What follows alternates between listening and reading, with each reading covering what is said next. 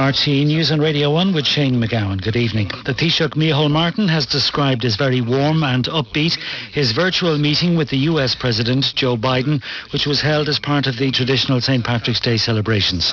He said the two leaders discussed Brexit and the Northern Ireland Protocol, as well as the COVID-19 pandemic, climate change, immigration reform, Syria, Iran and Ethiopia. Mr. Martin said the US didn't have a stockpile of vaccines to share and that it would be the summer before President Biden would be able to address if America can help other countries with supplies. Meanwhile, the Taoiseach said he thinks Ireland will have the capacity to catch up with administering a COVID-19 vaccine to healthcare workers and medically vulnerable people if the suspension on the use of AstraZeneca vaccine is lifted. The European Medicines Agency is due to release the results tomorrow of a rapid review to determine if there's any causal link between the vaccine and blood clotting. Ireland is among a number of European countries to temporarily pause the use of AstraZeneca pending the outcome of the review. Mr. Martin said he wouldn't preempt the outcome, but every effort would be made to reschedule appointments for those due to have received the AstraZeneca vaccine this week. If the EMA gives its approval tomorrow, the HSE then will immediately endeavour to do what it can to operationalise. Now, it'll take some time because obviously people have to be notified again, logistics have to be put in place and the venue has to be organised and so on. But we will be doing everything we possibly can to accelerate the vaccine, particularly for those who've had their vaccinations postponed as a result of the decision taken last weekend. But I think it's within our capacity to catch up.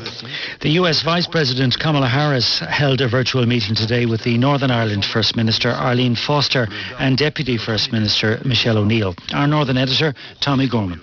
The DUP leader Arlene Foster, like all Unionist Assembly members, wants the Northern Ireland Protocol scrapped. They say Boris Johnson's unilateral temporary extension of some grace periods for goods arriving from Great Britain doesn't go far enough.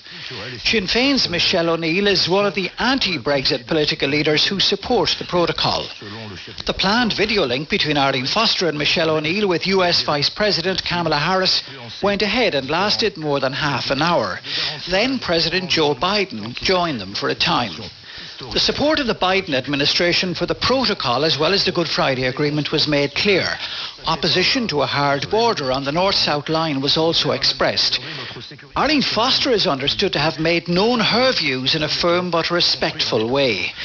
The US side recognised that different positions exist, but the need to get through the difficulties was also expressed. A total of 14 people have been brought before a special sitting of Dublin District Court charged with public order offences and breaches of COVID-19 regulations. They're due to appear in court again in the coming weeks.